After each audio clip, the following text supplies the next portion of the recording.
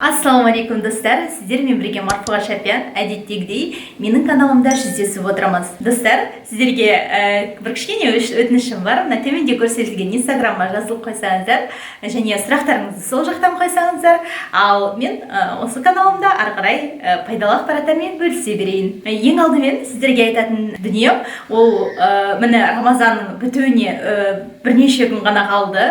Сондықтан да осы ораза айы біткенше істеп үлгеретін бірнеше амал туралы айтпақшымын. Ең біріншісі ол пітір садақасын беру. Өйткені пайғамбарымыз саллаллаху алейхи вассаламның айтқаны бар. Мысалы, егер сіз ораза кезінде қандай да бір қателіктер істеп қойған болсаңыз, немесе кейде болады ғой, бір ерте ауыз ашып қойдым деп атасыздар, немесе тағы бірдеңе істеп қойдым деп атасыздар. Міне соның барлығын жуып шаю үшін біз пітір садақасын беруіміз керек екен ораза біткеннен кейін. Әдетте бұл пітір садақасы айт намазының алдында беріледі, яғни Рамазан бітіп ертеңде айт болады ғой, соның алдында беріледі. Ал енді биыл мүмкін мешіттерге бармайтын шығармыз, жамағат намазын оқымайтын шығармыз, сондықтан да сіздер ұмытып кетпес үшін ертерек беріп қойыңыздар деп айтқым келеді. Ал пітір садақасы оны қалай береміз десеңіздер, ол биыл 370 теңге болып бекітілді.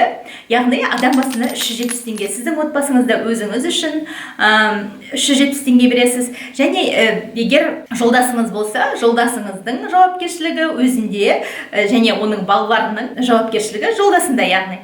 Сосын кейбір адамдар өзінің атына да берген екен. Мысалы, Осман халифа кезінде өзінің аты үшін де пітір садақасын беріпті.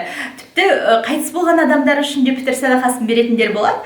Сондықтан да енді оны өздеріңіз білесіздер. Жағдайларыңыз келіп жатса, егер дәулетті болып жатсаңыздар, яғни өздеріңіздің күнкөрістен бөлек қаржыларыңыз болса, онда міндетті түрде пітір садақасын беріңіздер. Ал кімдерге беру керек десеңіздер, әрине ол жағдайы жоқ адамдарға, міскіндерге, жолда қалған адамдарға деген секілді жалпы садақаны қажет ететін адамдарға бересіздер.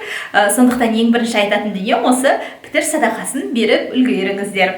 Ал екінші айтатын дүнием осы Рамазан айында көбірек дұға етіп алыңыздар. Әлі де дұғаға немқұрайлы қарап жүрсеңіздер, әлі де бір көп нәрсені тілемей жүрсеңіздер, онда осы кездері үлгеріп қалыңыздар санаулы күндерде. Өйткені менің бір білетін нәрсе, мысалы, менің өзімнің әкем әр Рамазан сайын бір балаларымыз үшін жақсы дұғалар жасайтын. Сонда ол келесі Рамазанға дейін қабыл болып жатады.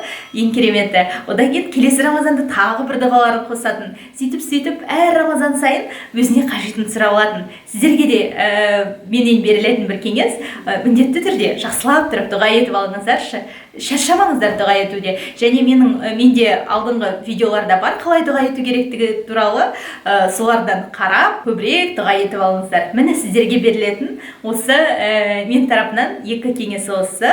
Каналымда келесі кездескенше аман сау болыңыздар.